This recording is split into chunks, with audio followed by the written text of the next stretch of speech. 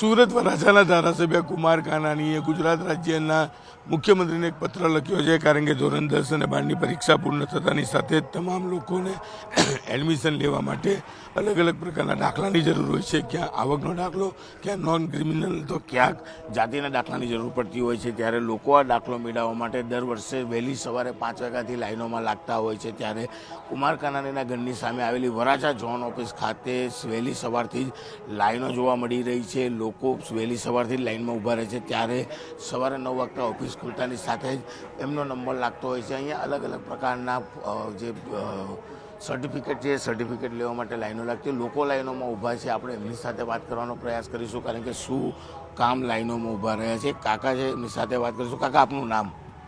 ગોપાલભાઈ વિઠ્ઠલભાઈ ભાલિયા. કેટલા વાગ્યાથી લાઈનમાં ઊભા છે? કયા હું સવારના 5 વાગ્યાનો વહેલો લાઈનમાં ઊભેલો. શું લેવા? આવકના દાખલા માટે. કેમ આવકનો દાખલો? આવકના દાખલા, છોકરો મારો 12મું સાયન્સ ભણે છે, બરાબર. એના માટે બધા જે સ્કોલરશીપ મળે એના માટે હું આવકના દાખલો પહેલાં કઢાવવો પડે, પછી EWS બિન અનામતનો દાખલા નીકળે. બિલકુલ. અન્ય ભાઈ ઊભા છે. આપનું નામ? ભાઈ બિપિનભાઈ. બિપિનભાઈ, કેટલા વાગ્યાના ઊભા છો? 5 વાગ્યાના. કેમ 5 વાગ્યાથી? આવકનો દાખલો કઢાવવા માટે. આવકનો દાખલો જરૂરી છે કે બીજું બી છે? EWSનો દાખલો જોઈએ છીએ, અનામતનો દાખલો જોઈએ છે. આવકના દાખલા આવકનો દાખલો પહેલાં નીકળશે, ત્યાર પછી બધા દાખલા નીકળે. બિલકુલ. ઘણા બધા વિદ્યાર્થીઓ ઊભા છે. આપણે એમની સાથે વાત કરીશું. ભાઈ, શું નામ આપનું? યુગ યુગ, શાના માટે આવ્યા છો? કેટલા વાગે આવ્યા? દાખલો કઢાવવા 5 માટે. કેટલા વાગ્યાના આવ્યા? 5 વાગ્યે. બિલકુલ. દ્રશ્ય કહી જાય છે કે દર વર્ષે ધોરણ 10 અને 12ની પરીક્ષા પત્યા બાદ આગળના અભ્યાસને સ્કોલરશીપ માટે તમામ વિદ્યાર્થીઓને આ પ્રકારના દાખલા જોઈતા હોય છે. જોકે સરકારને અનેક વખત રજૂઆત છતાં તંત્ર કોઈ પણ કામ કરતું નથી. લોકોને પોતાની જરૂર હોવાને લઈને કહી શકાય કે સવારે 5 વાગ્યાથી આવીને ઊભા રહે છે. દ્રશ્ય સીધા જોઈ શકાય છે કે સવારે 9 વાગ્યા બાદ આ તમામ સેન્ટરો ખુલતા હોય છે, પણ પોતાના દાખલાની જરૂરિયાત હોવાને લઈને લોકો વહેલી સવારે 5 વાગ્યાથી અહીંયા લાઈન લગાવતા છે. અને આ જ કારણે લોકોની સમસ્યાને લઈને કુમાર કાનાણી, જે સુરત વરાછાના ધારાસભ્ય છે, તેમને રાજ્ય સરકારને પત્ર લખ્યો છે. કારણ કે ધોરણ 10 અને 12માં બનતા વિદ્યાર્થીઓનું પરિણામ આવતાની સાથે જ તેમની સાથે આ દાખલા આપવામાં આવે તો તેમને બી સરળતા રહે અને તેમના વાલીઓ પણ પરેશાન ના થાય, તે માટે ખાસ આ રજૂઆત કરવામાં આવી છે. કેમેરામેન ભરત બ્રહ્મભટ્ટ સાથે કીર્તેશ પટેલ, ન્યૂઝ 18 ગુજરાતી, સુરત.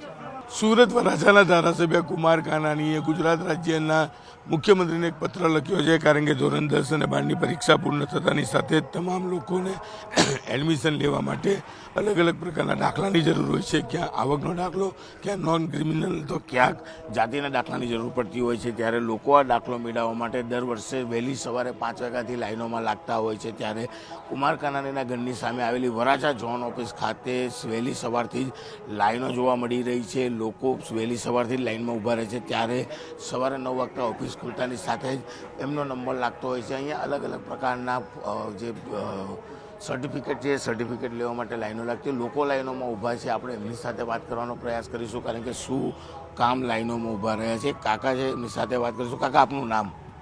ગોપાલભાઈ વિઠ્ઠલભાઈ ભાલિયા. કેટલા વાગ્યાથી લાઈનમાં ઊભા છે? કયા હું સવારના 5 વાગ્યાનો વહેલો લાઈનમાં ઊભેલો. શું લેવા?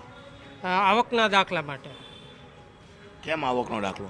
આવકના દાખલા, છોકરો મારો 12મું સાયન્સ ભણે છે, બરાબર. એના માટે બધા જે સ્કોલરશીપ મળે એના માટે હું આવકના દાખલો પહેલાં કઢાવવો પડે, પછી EWS બિન અનામતનો દાખલા નીકળે. બિલકુલ. અન્ય ભાઈ ઊભા છે. આપનું નામ? ભાઈ બિપિનભાઈ. બિપિનભાઈ, કેટલા વાગ્યાના ઊભા છો? 5 વાગ્યાના. કેમ 5 વાગ્યાથી? આવકનો દાખલો કઢાવવા માટે. આવકનો દાખલો જરૂરી છે કે બીજું બી છે? EWSનો દાખલો જોઈએ છીએ, અનામતનો દાખલો જોઈએ છે. આવકના આવકનો દાખલો પહેલાં નીકળશે, ત્યાર પછી બધા દાખલા નીકળે. બિલકુલ. ઘણા બધા વિદ્યાર્થીઓ ઊભા છે. આપણે એમની સાથે વાત કરીશું. ભાઈ, શું નામ આપનું? યુગ યુગ, શાના માટે આવ્યા છો? કેટલા વાગે આવ્યા? દાખલો કઢાવવા 5 માટે. કેટલા વાગ્યાના આવ્યા? 5 વાગ્યે. બિલકુલ. દ્રશ્ય કહી જાય છે કે દર વર્ષે ધોરણ 10 અને 12ની પરીક્ષા પત્યા બાદ આગળના અભ્યાસને સ્કોલરશીપ માટે તમામ વિદ્યાર્થીઓને આ પ્રકારના દાખલા જોઈતા હોય છે. જોકે સરકારને અનેક વખત રજૂઆત છતાં તંત્ર કોઈ પણ કામ કરતું નથી. લોકોને પોતાની જરૂર હોવાને લઈને કહી શકાય કે સવારે 5 વાગ્યાથી આવીને ઊભા રહે છે. દ્રશ્ય સીધા જોઈ શકાય છે કે સવારે 9 વાગ્યા બાદ આ તમામ સેન્ટરો ખુલતા હોય છે, પણ પોતાના દાખલાની જરૂરિયાત હોવાને લઈને લોકો વહેલી સવારે 5 વાગ્યાથી અહીંયા લાઈન લગાવતા છે. અને આ જ કારણે લોકોની સમસ્યાને લઈને કુમાર કાનાણી જે સુરત વરાછાના ધારાસભ્ય છે તેમને રાજ્ય સરકારને પત્ર લખ્યો છે, કારણ કે ધોરણ 10 અને 12માં ભણતા વિદ્યાર્થીઓનું પરિણામ આવતાની સાથે જ તેમની સાથે આ દાખલા આપવામાં આવે તો તેમને બી સરળતા રહે અને તેમના વાલીઓ પણ પરેશાન ના થાય તે માટે ખાસ આ રજૂઆત કરવામાં આવી છે. કેમેરામેન ભરત બ્રહ્મભટ્ટ સાથે કીર્તેશ પટેલ, ન્યૂઝ 18 ગુજરાતી, સુરત.